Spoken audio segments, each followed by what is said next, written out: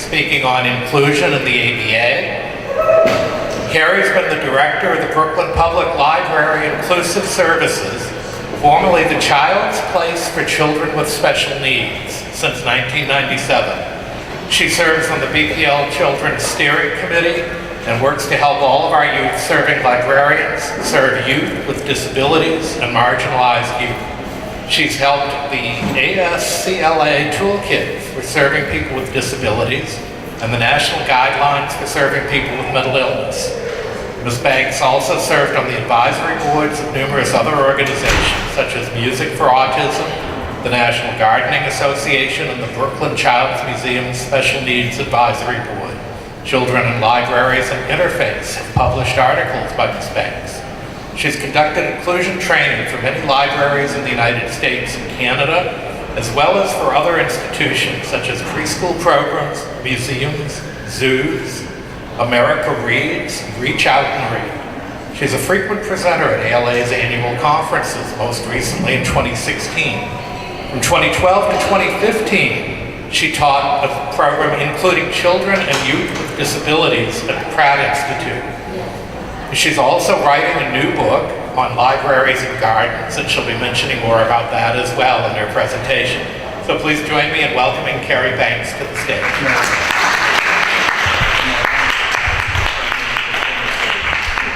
I haven't even said anything yet. I hope you're still clapping at the end. Can you hear me? Am I good? Okay. All right. I am good.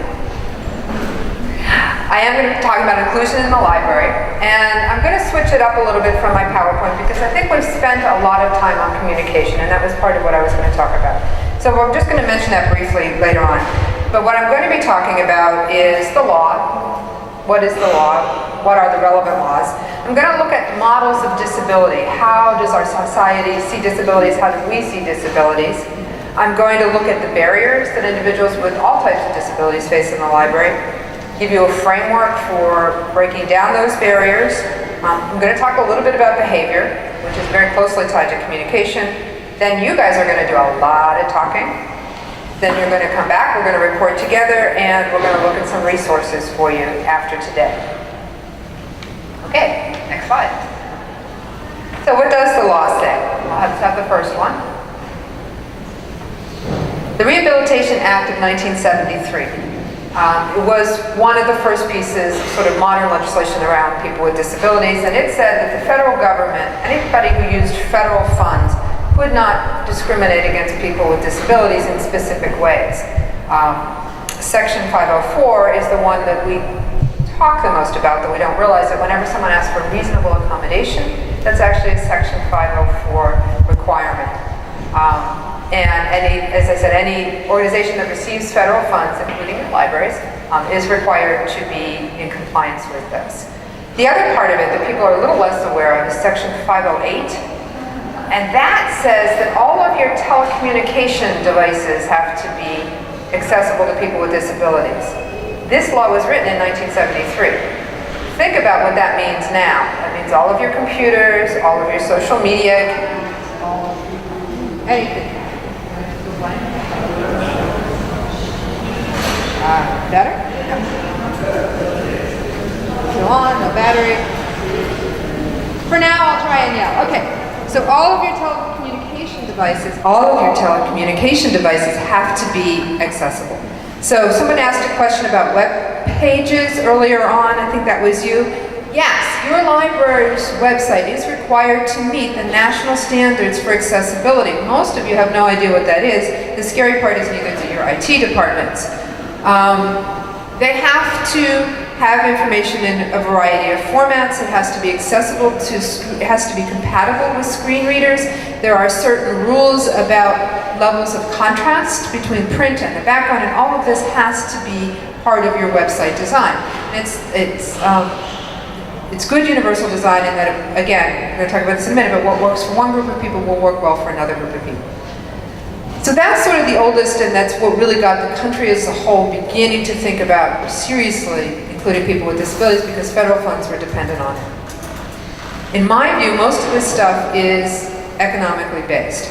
They did that because it was too, because in the long run, and our government rarely thinks long run, but in the long term, it would decrease the number of people who needed disability insurance later on and would increase the number of taxpayers. So that worked pretty well, not so well, but better than what we had for a while. And then we got the Americans with Disabilities Act, signed into law by a president who had a disability which he acquired in combat. And that's when we've seen huge gains for people with disabilities over the years. It's been after wars and after people have come back. And now we're sort of still continuing to reap that. But again, ADA was basically a jobs law, Americans with Disabilities Act. The idea was to get people with disabilities into the workforce across the country and across all disabilities. It's only recently actually being looked at concretely in that way, and I know that Illinois is one of the states, New York is another state, where there really is a push to get people into the competitive job market. Along with those laws, at a certain point, people realized that children, adults with disabilities, many of them started out as children with disabilities, and if we weren't educating students with disabilities, we weren't preparing them for the marketplace, for the job market. And so IDEA was originally passed as the Childhood Handicapped Children's Education Act in the 70s, and most recently reauthorized in 2004, and we're still working on those regulations. But that's the law that says every child in the country has the right to what? Does anybody know? Free, appropriate public education, that's a FRAPE, in what? Any parents here? The least restrictive environment. A FRAPE in an LRE. Got it? We're going to test you on it later. All right. So that's really important for those of you who are school librarians and also for public librarians who support students in schools. So one of those parts of that that's often overlooked is if you're in a school library and you have a child who is a Braille reader in your class, do you know that you have to have books in your library for that individual? And that all the textbooks have to be, in a timely fashion, Braille for that individual. And you can be a real bridge between that individual and the larger world of books through the National Library Service for the Blind and Physically Handicapped. It's a terrible name, which we'll hope, but that up to Congress's discretion, but you may also hear them referred to as the Braille and Talking Book Libraries. Can we get the lapel mic to work? Because I can't really hold this.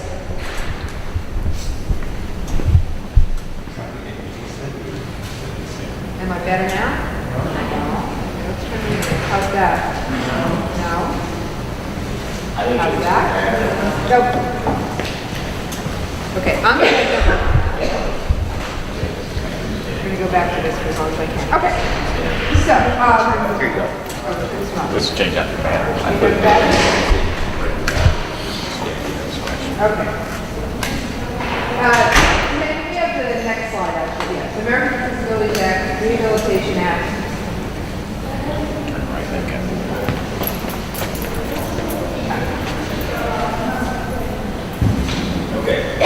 Is that better? Oh, thank goodness. Thank you very much.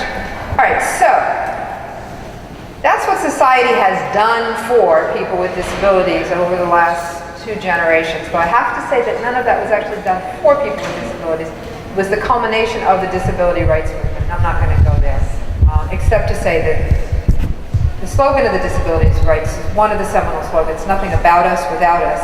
It's something that we would do really well to consider in our libraries. So, you may have guessed, I have a social model of disability. Well, what does that mean? That means that a person with a disability like me is not the problem. The problem is that the society we have built has not considered us, people with disabilities. That we have created barriers for people that don't need to be there. In a different generation, we talked a lot about barriers that women face. That my mother, when she got divorced, couldn't get credit in her own name because she was female. Seriously. I have a friend who got a credit card because her name is Ronnie, and Macy's thought she was a boy. She was an independent woman who'd been supporting herself for many years. So Those were both barriers. That was a barrier that society created. Society also creates barriers for people with disabilities.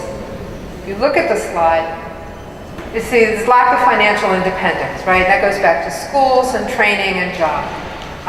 Segregated or poor education, and that's also true. I don't want to get general education off the hook either, because we do a really bad job as a country of educating many, many people, not just people with disabilities. But if you have a disability and you're African American, or you speak Spanish or Chinese or Russian, your chances of getting a free, appropriate education are really very low. But the Supreme Court has just recently addressed that and said that the schools cannot continue to provide the least education. They actually have to provide a real education for people with disabilities. So there's a little bit of hope there, but only as much hope as there is for general education. Languages can be a barrier, right? I think probably in New York City, people speak 72 languages. My library circulates material in 72 languages. But we don't have as many books in Farsi as we do in English, and that's sometimes a barrier. Fear, lack of inclusion. Fear is a big one. So I have my son has disabilities, and he looks very different. He was born with a bilateral cleft lip and palate. He looks very different. When he was a little baby, I used to take him out, walking around, proud mother, whatever, and people would do this thing where they'd come from behind the carriage, they'd go, "Oh, what a cute," like this, okay? I got that a lot. Later on, we would go shopping in the supermarket. One day I remember we were in the supermarket and there was this kid pointing at my son, and maybe like a 5-year-old or so.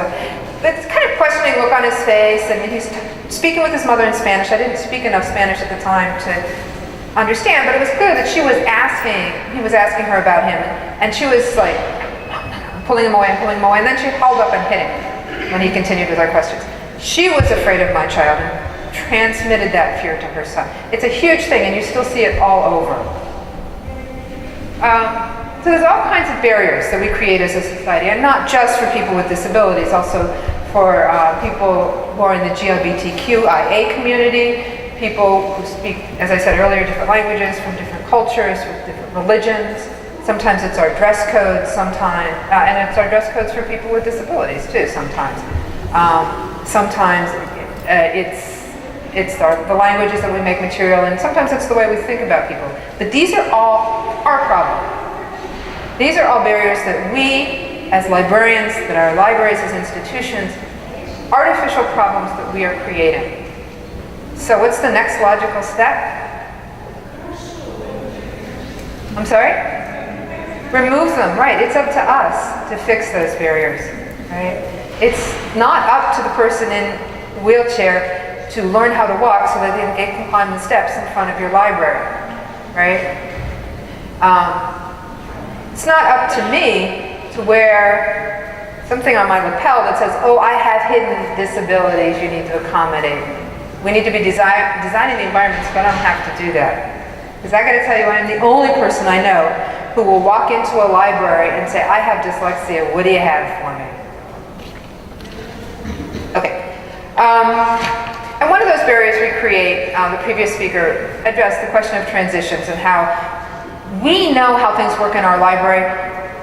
Any of you who are children's librarians, or even adult librarians, when you do a program, you know what's going to happen in your program, right? You are going to sing a welcoming song. You're going to sing a song that sort of lets everybody know each other's name. You're going to read a book. You're going to sing another song. You're going to read another book. You're going to do a finger play. And then you're going to let the kids play in the room. You know that. But do the kids know that? Especially that little guy over there. He has to go to the bathroom. How long does he have to sit there going to the bathroom? I'm like, well, I have to wait. How long do I have to wait? And he's going to get really anxious and nervous. And he's not going to behave in an expected manner. So making that structure that we all know explicit is really important. Okay, next slide, please. What are the barriers? Oh, that doesn't look so good from here. All right, so here we have a sign for bathrooms, right? We have our traditional male and female signs. Well, there's a problem right away, right? Where's our gender-neutral bathroom? Then we have someone in a wheelchair who's assuming that the signs are pointing up the stairs and around the thing, right? Well, how is he supposed to get to the bathroom? Our middle panel is someone who's blind, who's walking right by the bathroom, but has no way to know that it's there, even though there's a big sign. And then we have someone with a cognitive impairment or a processing impairment like me, who is looking at that sign going, what does that U with an arrow on it mean? But we think we've done a really good job. So that's one example of when we think we're doing well, but we're not. A lot of it comes back to our expectations and the assumptions we make out of for people. And I want to start, I should have started with this, but I'm going to throw it in here now. The most important thing that you can take away from this is high expectations for people with disabilities. Every person with a disability. We don't know when people are born who is going to learn to read and who is not going to learn to read. And we have no way of knowing. And no diagnosis, or very, very few diagnoses, can tell us that. Autism is not one of those diagnoses that can tell us that. That's important. But neither is Down syndrome, and neither is Fragile X syndrome, and neither is intellectual disability, and neither is bipolar disorder. Or, by the way, learning disabilities, dyslexia, dysgraphia.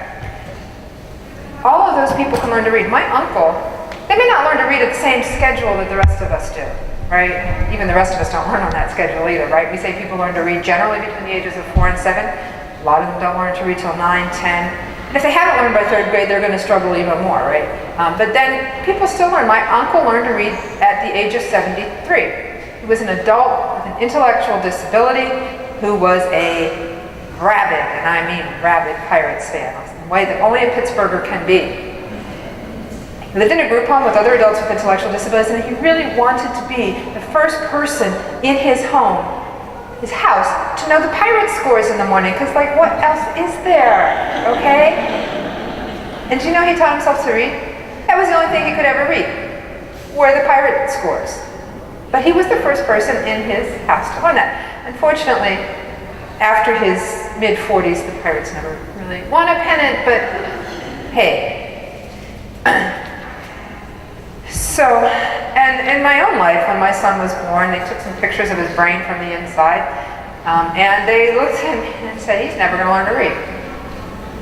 But he might learn to, he's not going to run, he's not going to be an athlete. He might learn to roll over. And yeah, he might learn to roll over and smile. Wouldn't that be nice? Oh my, kidding, right? He was 6 weeks premature, he had enlarged ventricles, missing whole parts of his brain. But they were making this prediction based on evidence that they didn't know what it meant, because at the time they really didn't. My son, he's now working on a second master's degree. His first is from Harvard in mathematics, which he earned in 4 years of study. He did learn to read, by the way, and a bunch of other things. So I don't usually say Harvard, but in this case, we'll just brag a little. Why am I bringing this up? Because we don't know. And I didn't believe the doctors because I have a problem with authority. Had I believed the doctors, how much harder would it have been for my son?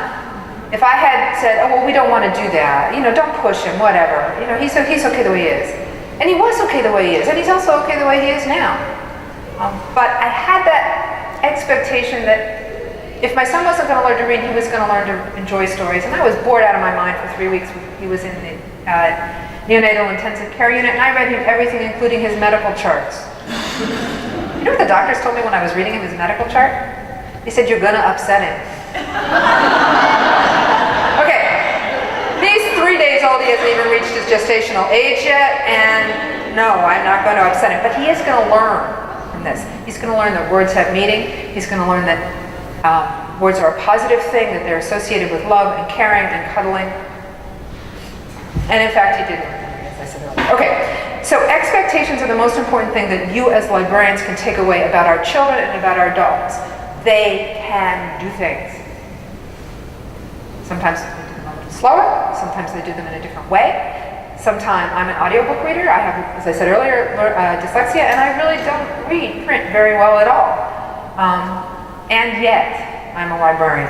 So, not only do you have to have that expectation, you need to share it with your parents, because there's a lot more doctors out there who are telling their kids, based on very little evidence, and educators. And I'm sorry for those of you who are school librarians, but it's true.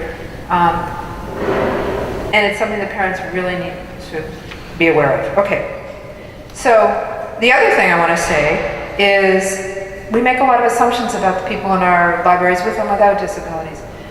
We assume that somebody has a disability, okay, maybe they're as intelligent as their peers, but they're not gifted. There are almost but I don't know of any, public education programs in this country that address the needs of individuals with disabilities who are also gifted. No public schools. My son teaches at a private school like that. They pay him fairly badly and they don't give him health insurance. But in New York City, we provide through those private schools for about 100 of those kids. No, I'm sorry, about 500 of those kids. But that's not enough, and that's one of those things the recent Supreme Court thing will have. So don't look at a person and say because they have a disability in one area that they also have one in other areas. Autism is different than intellectual disabilities. They are sometimes, ready for this, comorbid, meaning they go together in medical terms, but not always. And we have no idea how often they go together and how often they don't because we struggle to assess and test people, many people with autism, particularly when they're nonverbal. Gender normative, that's another thing. People with disabilities experience the same range of gender identity and gender and sexuality and gender expression as the rest of us do. It's close to impossible for an individual with autism as an adult to get services and medical treatment for body dysmorphia and being transgender. Because what always happens is the doctors say, well, he doesn't, he has autism, he can't possibly know that he's a girl. He just doesn't understand what boys and girls are. So these are some of the assumptions we make as a society. These are some of the assumptions that we're reinforcing as librarians. We have girl books and boy books, right? When we read a review of a book and it doesn't mention the gender or the ethnic background or the race of the character, and we assume it's a third-grade white male living in the suburbs, because that's what most of children's literature is still written about. Where are the kids with disabilities in that? But we reinforce that in so many ways. I just want to get you thinking about that. And I don't consider being transgender or in the LGBTQ community or speaking a different language or coming from a different country or even practicing whatever religion to be a disability. But the issues often overlap, and that's why I'm bringing into this. Okay, next slide. Multiple intelligence. How many of you know this? Okay, how many of you know what differentiation is? Oh boy, okay. So multiple intelligences, and the previous speaker touched on this, but basically it's a theory that says, my timer's not on? Your timer is not on. Either that or I'm finished already, and I don't think I am. Okay. Thank you. So, multiple intelligence theory says that people learn in different ways. Not only do they learn in different ways, but they take in it, they process information in different ways, and it's easier for them to express information in different ways. We've talked about two of them today. What are the two we've talked about? Visual. Okay, we call that visual and auditory. Visual, in the theme of multiple intelligences, is actually spatial. And that's your sort of typical art and pictures and photographs. It's also the relationship of things in space, right? So a general needs to have a good spatial ability because he has to know where his troops are versus the other person's troops, right? You need that to play chess. So that's one. Verbal, auditory, right, is actually two different ones. One is verbal, words and language, and the other is through music. Many people are musical learners. How many of you could not memorize a poem to save your life? Okay, but do you know all the lyrics? You're horrible at memorizing music too, okay. Many people will be able to memorize music lyrics where they cannot memorize a poem, and that's because they're musical learners, and that music helps them and supports them in their learning. There's also mathematical learners, and these are people who understand the world through patterns, through quantities, ratios, and that kind of relationships. These are the people who keep this building standing. These are the people who make airplanes fly, right? These are the people who understand how the world works. How many of you hate math? Okay, you never had a good math teacher. No, I'm serious, think about this for a minute. If we spent, as educators, 12 years teaching people the alphabet and grammar, and never introduced them to a story, would they like to read? No. But that's what happened with math and you. Most likely. There's one person here I know that that's not true for, because we talked about it last night. But if what we teach kids is the code, we spend 12 years teaching them the math code, progressively more difficult codes, but we never tell them the story behind the code. We never tell them how a quadrilateral equation, thank you, supports this building. We never tell them that the reason airplanes fly is because of the ratio of air pressure between under the wings and on top of the wings, and that's a basic mathematical concept. We don't tell them that. All right, interpersonal. These are people who learn best by talking things through with other people. I'm one of those people. Holly can tell you I never shut up, but I also listen. Most of the time. So how many of you in high school told your parents you were going to your best friend's house to study? How many of you did that? Come on, you can admit it. Your parents aren't here. All right. You know what? I actually did go to my best friend's house to study, because that's where I studied best, when she and I were talking things through. I'm an interpersonal learner. And we have intrapersonal learners. And I have a difficult time with this, understanding this. But these are people who learn best sort of through their feelings, their own emotions, and I don't want to say thinking things through, but letting things percolate in their brains is the only way I can really think about it. They don't need to talk it out with somebody. They don't need to graph it. They don't need the words for it. They just need to come to it. And that's an intrapersonal learner. Kinesthetic learners, these are people who learn by moving and motion. And this is the person who can look at a diagram of a toaster and have no idea what it means, but they can take that toaster apart and put it back together. That's a kinesthetic or bodily learner. Those are also, you need a good sense of that. That has to be a strong learning style if you want to be a dancer, if you want to be an iron worker, right? Work on tall buildings. And natural learners. Doesn't mean what you think. We're all natural learners in that way. But a natural learner is someone who learns best through nature. They experience the world best, they process it best, they take in information about the world best when they think of it in the context of nature. So, probability. I know you guys like this. How are we going to teach probability to a natural learner?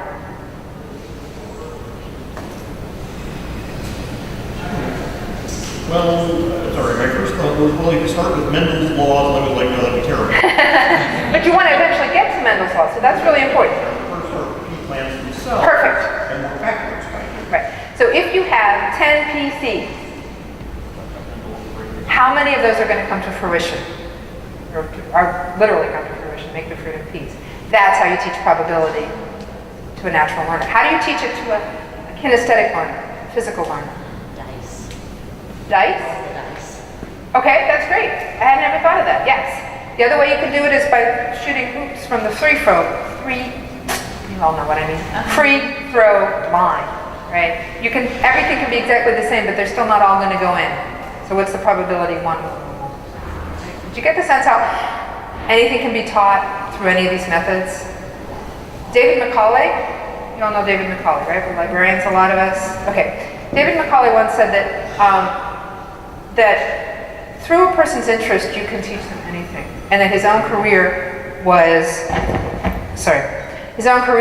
an example of that. He is a mathematician and an engineer, and he came to that through art. What we think of as one of the most useless things in the school and one of the first things to be cut, right? That's how David Macaulay became an engineer. So why is this relevant to us? Because we teach kids all the time, and adults, and we want them to learn things. We want them to know how our library works, so we need to tell them in different ways. We want them to enjoy the story or the theme of the story hour. We need to do it in different ways. Not just that verbal, visual and audio, visual and auditory are very, very important, but it's not enough. We need to push in this other stuff too. And while I'm here, I'm going to take a little side thing because I don't actually know where this fits in, but actually here is a good place to put it. We've talked a little bit about sensory regulation and the tools that we can give people for that, the quiet room, the fidgets, and things like this. We've talked about people who are sensory avoiders a lot since we've gotten here, but we have not talked about sensory seekers.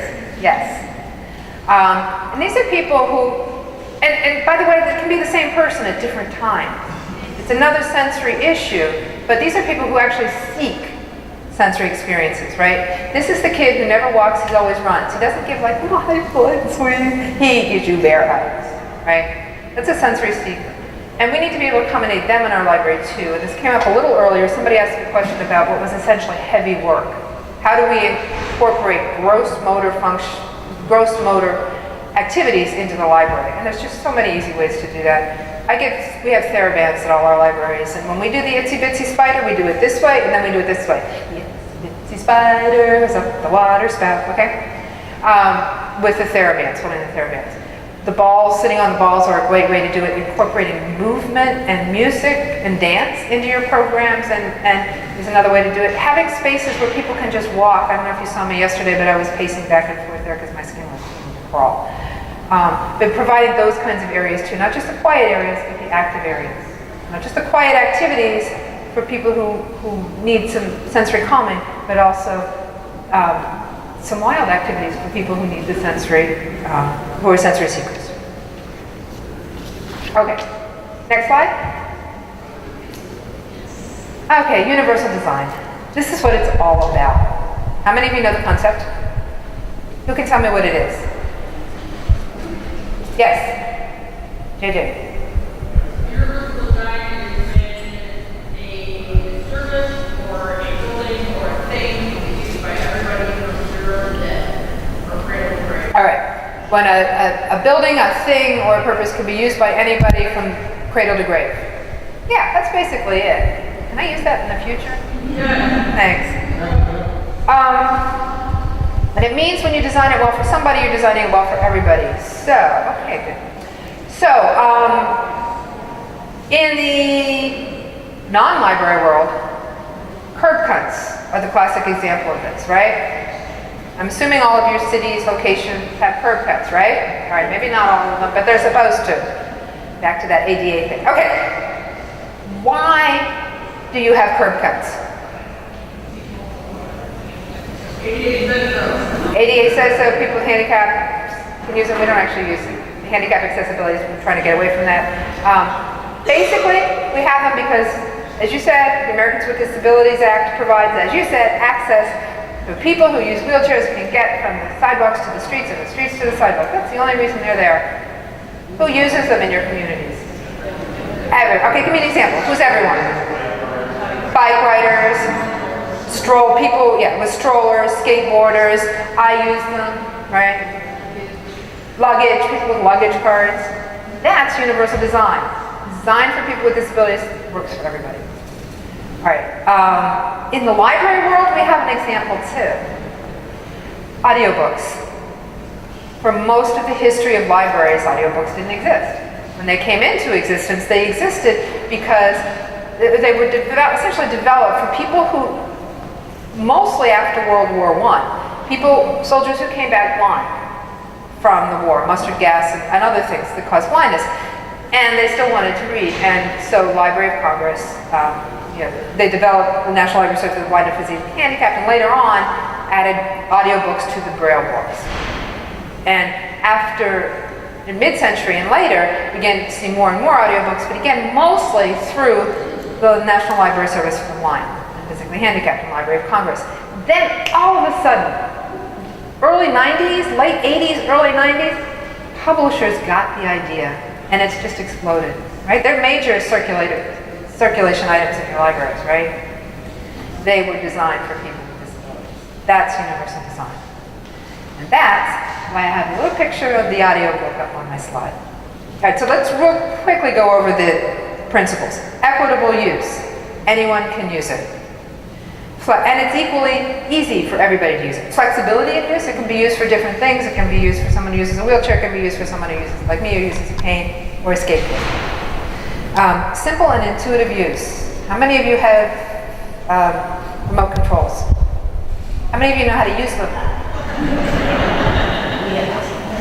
Yeah, exactly. There are remote controls that are easy to use. This is not, yes it is. Every state has what's called every state has a technology project, adaptive technology project that helps people with disabilities use technology, or helps them find technology that they can use to make things easier for them. Give them a call and ask them about remote controls for people with low vision.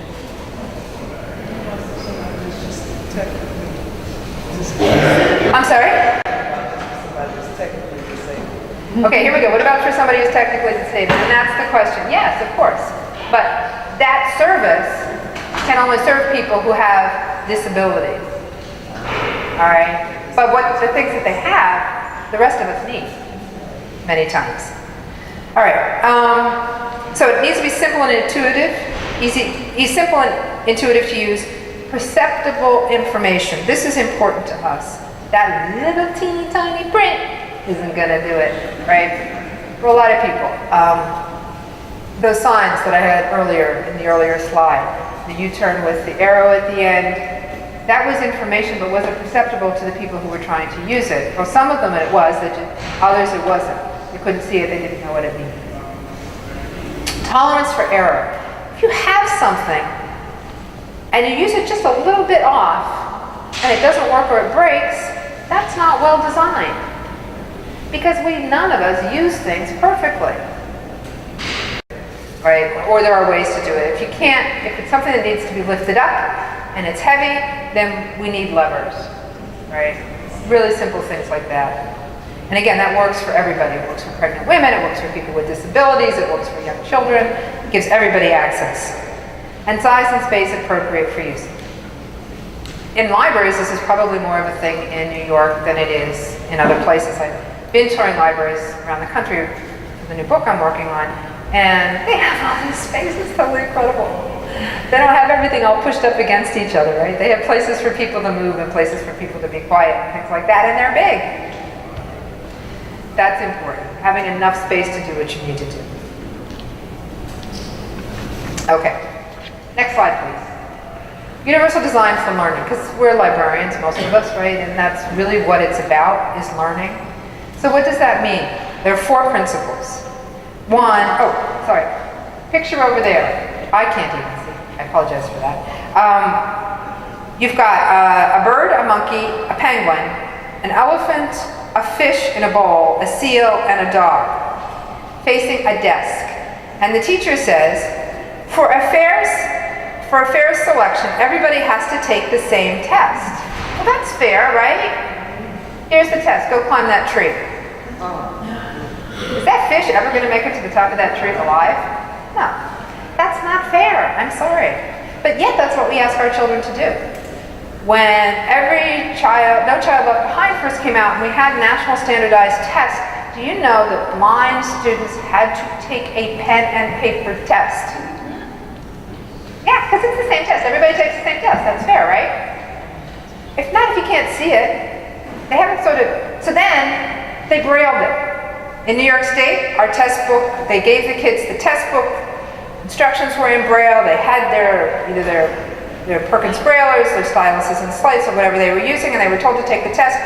First question on the test said, look at the picture on the cover of this test book.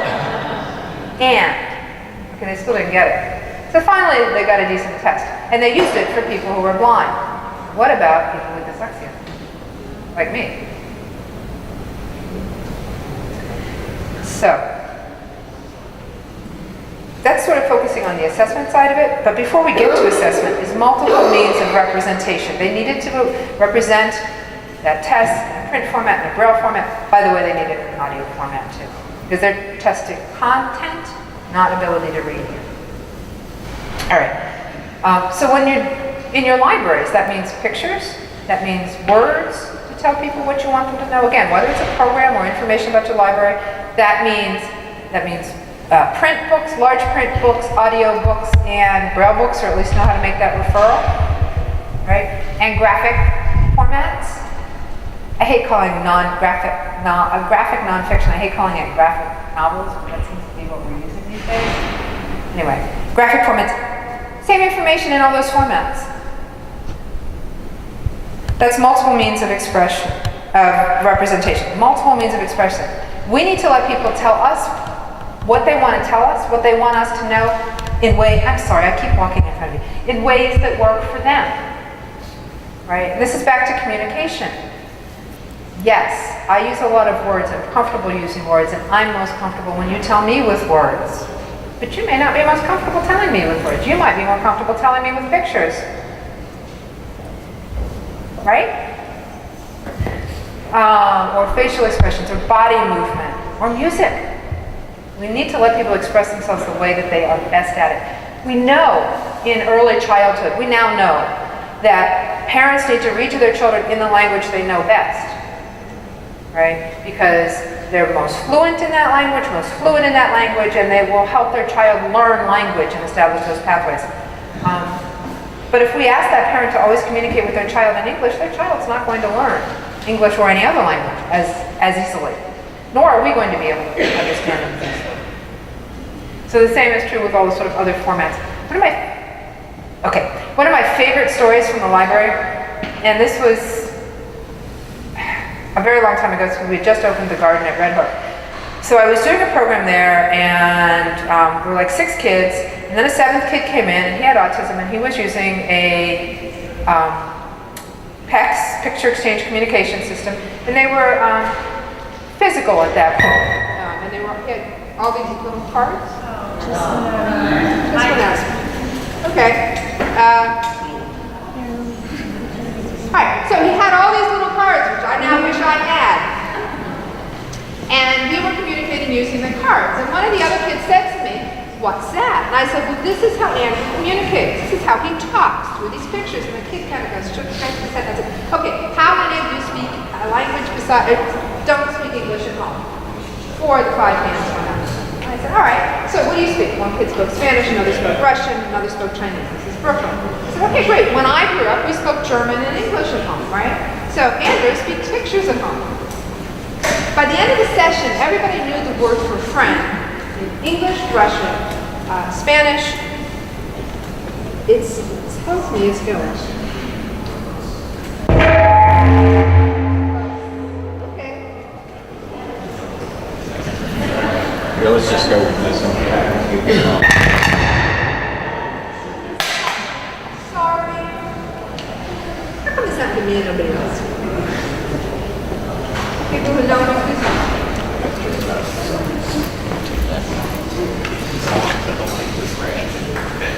Can I get my 10 minutes back? You should.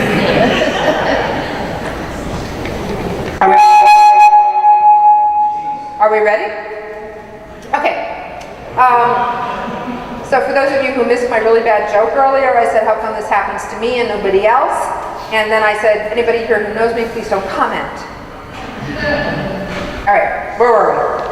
Story about the old library. Oh, right. Yeah. So everybody, all those kids went home with a new word that day. And we actually photocopied the symbol, the picture exchange symbol for friend. And so they could do it in sign language, they could do English, Spanish, Russian, and Chinese. Those are the languages we had that day. It was cool. It was natural. And nobody stood out. Everybody got to celebrate their own ways of expression. Multiple means of expression. Multiple means of engagement. And this goes back to our multiple intelligences theory. If you want to teach an athlete about probability, you do it through the foul shots, right? If you want to teach a musician about numbers, you talk about rhythm and patterns as well. That's multiple means of engagement. Using what people are interested in and bringing them into what you're dealing with. So people have mentioned a couple times that oftentimes people with autism have very specialized and intense interests, and you can use those. So I had a volunteer who was, my backup, New York City has a battleship, aircraft carrier, the Intrepid. It's a museum, open to the public. This young man knew every nut and bolt on the Intrepid. He could tell me how many there were and where they were, and where it was deployed, and how it was used, and what happened where it was last deployed, the Vietnam War, what happened when it was decommissioned, and all this stuff.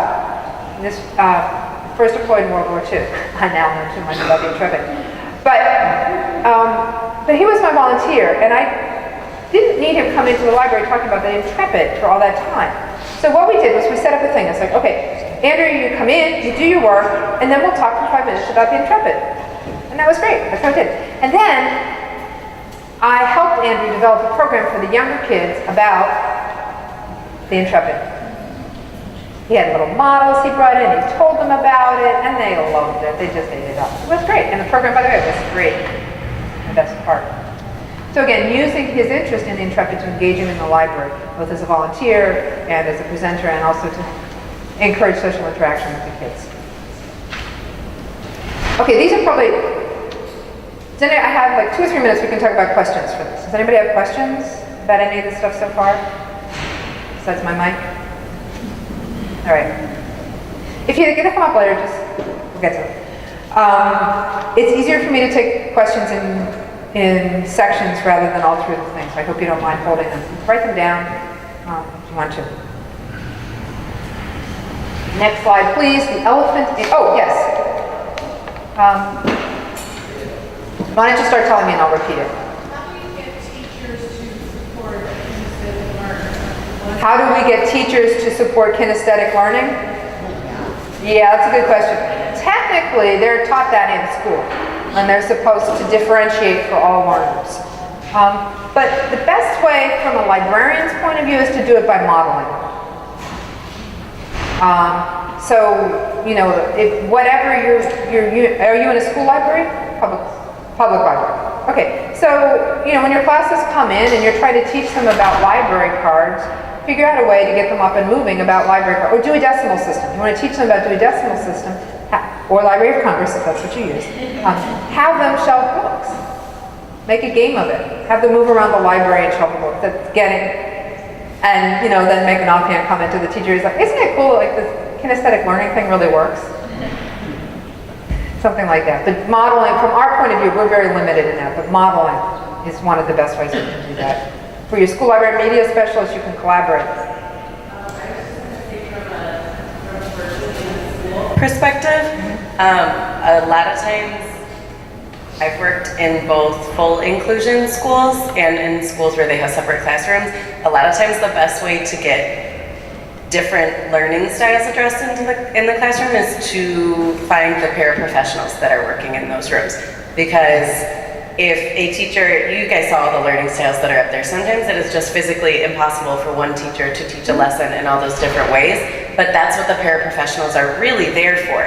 A lot of times people think they're only there to help with the wheelchair or toileting or whatever is needed, but a lot of paraprofessionals are trained for those academic things, and they can be there. So if as a parent or as a just someone who cares about a child, if you know their learning style, share that with the paraprofessional, because they can always be thinking of ways to include that type of learning. And that's really important. There are some broader things that help you with that, especially in preschool. There are now curricular requirements for movement in preschool.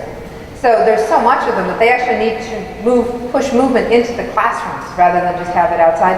And so they're finding ways to get kids to count by standing up and moving around, or and things like that, just into all the different types of lessons.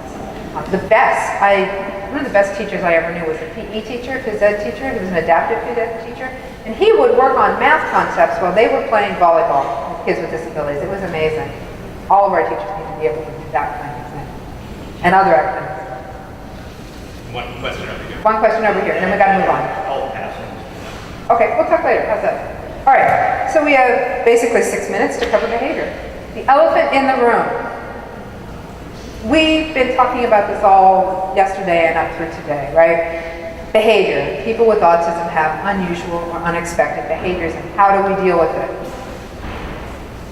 Well, that's a good question. First of all, take a step back, because, okay, well, let's go through this. Okay. Behavior comes from unmet needs, self-regulation, and communication issues.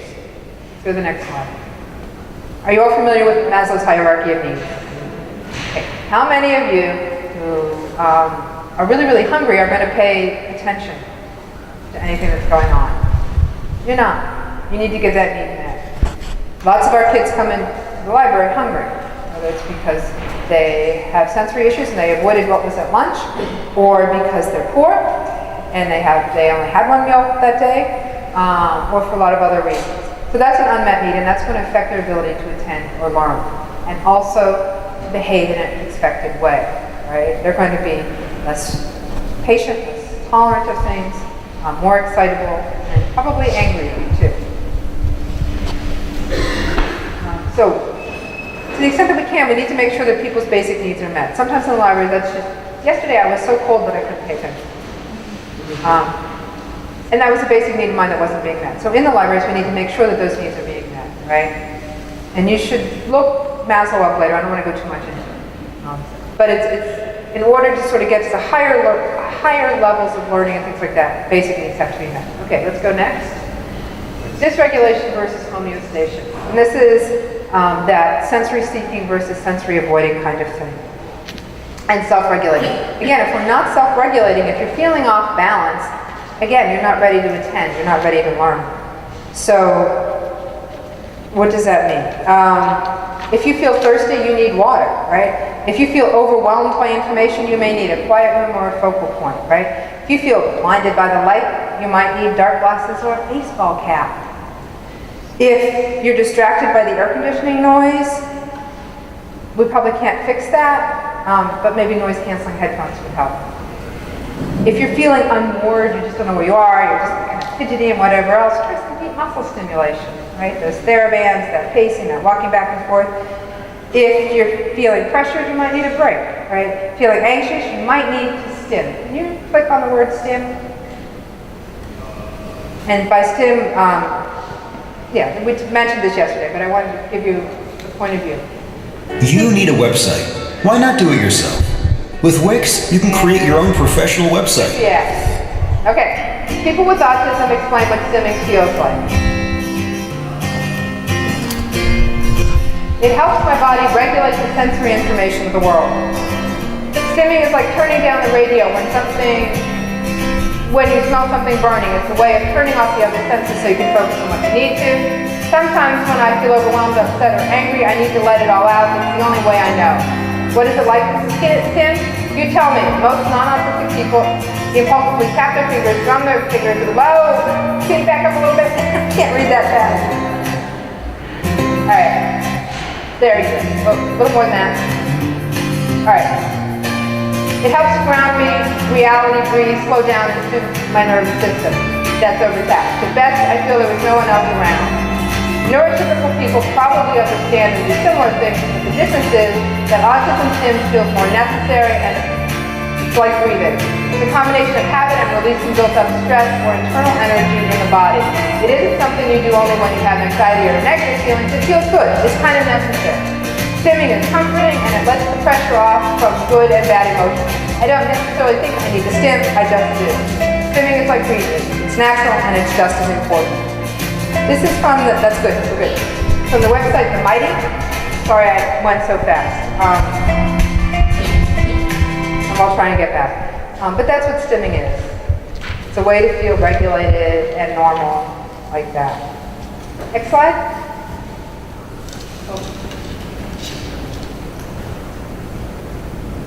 This gets to communication. So we have a man pointing at his dog, and he says to the dog, play dead. The dog, and can you hit the word unexpected behavior?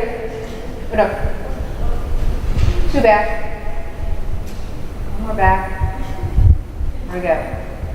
Dog, when he says play dead,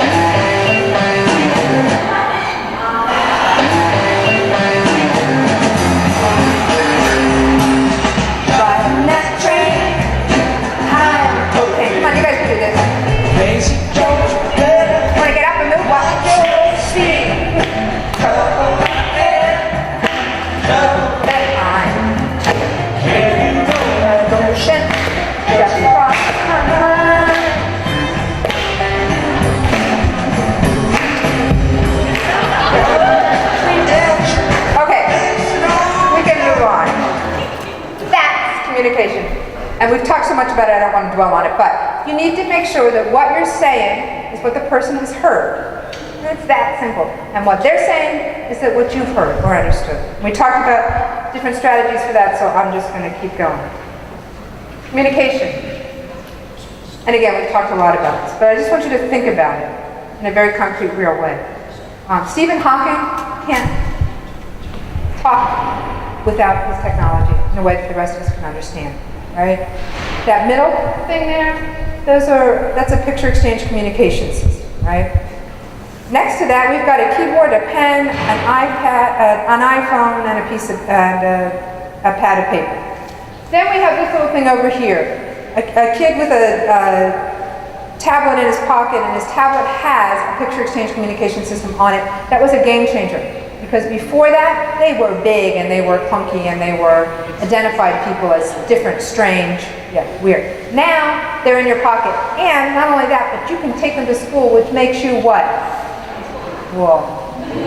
Everybody wants to be with the kid who has the iPad or the iTouch.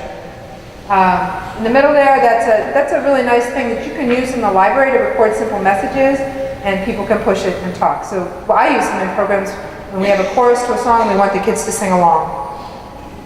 We record the chorus. And that last one is just a guy signing. Anybody know what this is? Boy, that bathroom, he needs the bathroom. In New York, we do a lot of scatological references. Okay, so next slide, please. We have been sitting for 2 days now, right? Day and a half, and listening. I'd like you to do some work. So, can we get the people from this table over to this table? All right, and I'm going to give you some scenarios, and I want you to just talk these through. These are all about behavior. And I want you to think about where's the behavior coming from, and not how do I address it, so that's important. But I also want you to think about how could it have been avoided. Because if you've gotten to the point where you have a behavior problem, you have failed somewhere along the way. So, I'm going to give you this one, and you're going to have about 10 minutes, 15 minutes, 10 minutes to discuss this, and then I need a reporter. Why don't you move down there? Just going to come and just briefly tell us.